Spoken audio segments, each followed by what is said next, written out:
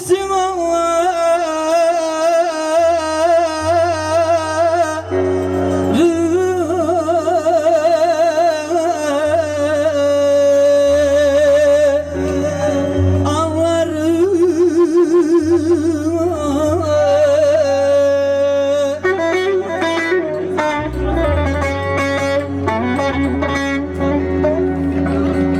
Getirdin başıma türlü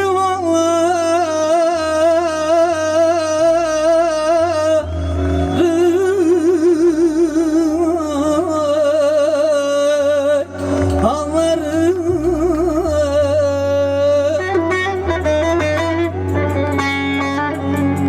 Gelir de çok bekledim yolları.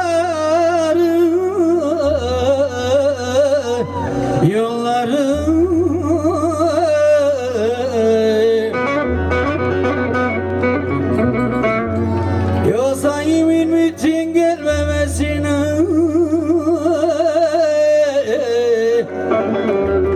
aslanım sevdiğim. Hadi bak.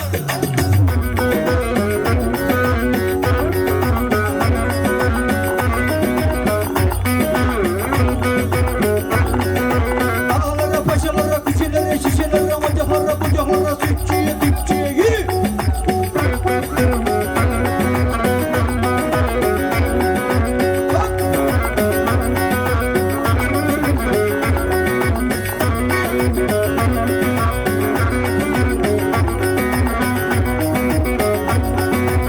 Kara koyun güderim, kuzularını severim.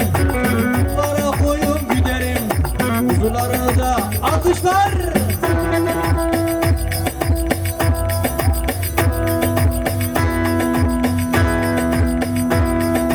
Hop, hop.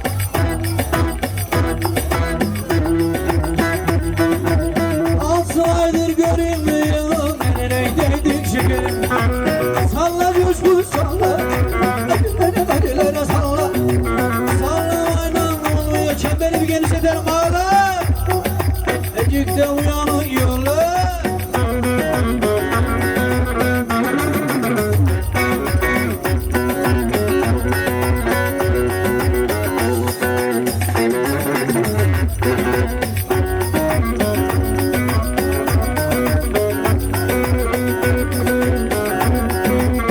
Kara koyun yüzünden, yolların tozundan.